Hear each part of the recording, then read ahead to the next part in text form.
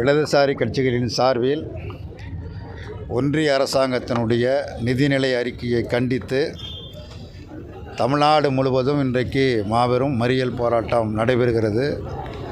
அதன் ஒரு பகுதியாக இங்கே கோவையிலும் இந்த மறியல் போராட்டம் நடைபெறுகிற சூழலில் நாங்கள் முதலில் கேரள மாநிலம் வயநாட்டில் ஏற்பட்ட அந்த நிலச்சரிவு பெரும் கொடும் துயரமான அந்த சம்பவத்தில் நிகழ்வில்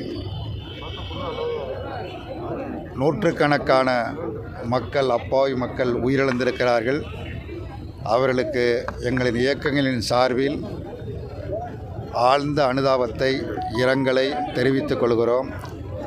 அவர்களது பிரிவால் வாடுகிற குடும்பத்தாருக்கு, கேரள மக்களுக்கும் ஆறுதலை தெரிவித்துக் கொள்வதோடு எங்களால் முடிந்த அனைத்து உதவிகளையும் வயநாடு பகுதி மக்களுக்கு, கேரள மக்களுக்கு வழங்குவோம் என்பதை முதலில் நாங்கள் தெரிவித்துக் கொள்ள கடமைப்பட்டிருக்கின்றோம்.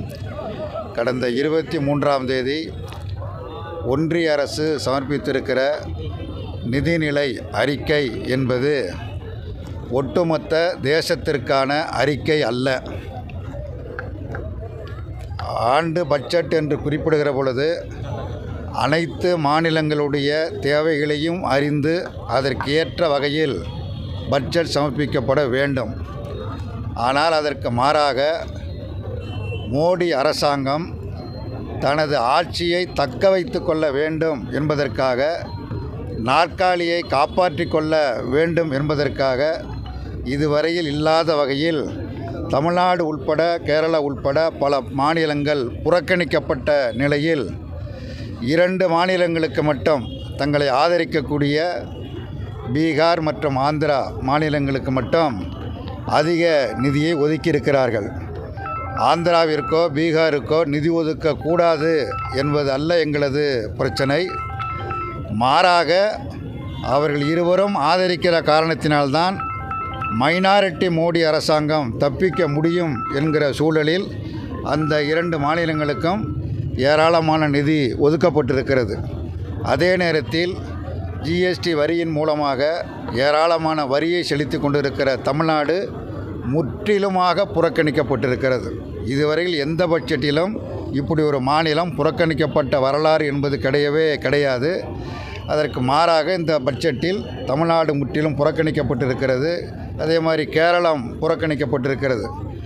அது மட்டுமல்லாமல் யாருக்கு சலுகை வழங்க வேண்டுமோ, நாட்டில் வாழுகிற மக்களில் பெரும்பகுதி மக்கள் விவசாயிகள், அவர்களுக்கு கொடுக்கப்பட்ட வாக்குறுதி, மிக முக்கியமான வாக்குறுதி, மோடி சர்க்கார் கொடுத்த வாக்குறுதி என்பது விவசாய விளைபொருளுக்கு, உற்பத்தி பொருளுக்கு விலை நிர்ணய சட்டம் நாடாளுமன்றத்தில் நிறைவேற்றப்படும் என்கிற வாக்குறுதி.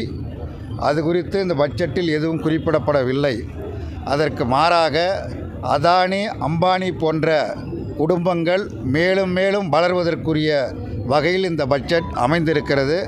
இத்தகைய பட்ஜெட்டை இடதுசாரிகள் கட்சிகளின் சார்பில் மிக வன்மையாக கண்டிக்கின்றோம். கண்டிப்பது மட்டுமல்ல, இது நாட்டின் ஒற்றுமை, ஒருமைப்பாட்டிற்கு எதிரான பட்ஜெட் என்பதையும் கவனத்தில் கொள்ள வேண்டும்.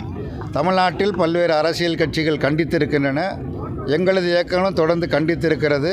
அதன் ஒரு பகுதியாக இன்றைக்கு இந்த மறியல் போராட்டத்தை நடத்தி கொண்டிருக்கிறோம். மேலும் இதற்கான போராட்டத்தை மேலும் தீவிரமாக மேற்கொள்வோம் என்பதை தெரிவித்துக் கொள்கிறோம்.